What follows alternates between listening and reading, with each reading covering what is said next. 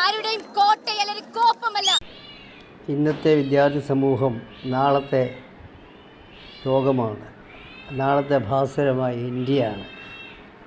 RSSനെ പോലെ വർഗീയവാദം അടിസ്ഥാനമാക്കിയിട്ടുള്ള മറ്റൊരു സംഘടനയാണ് മുസ്ലിം ലീഗ് എന്നുള്ളതിന് സംശയമില്ല.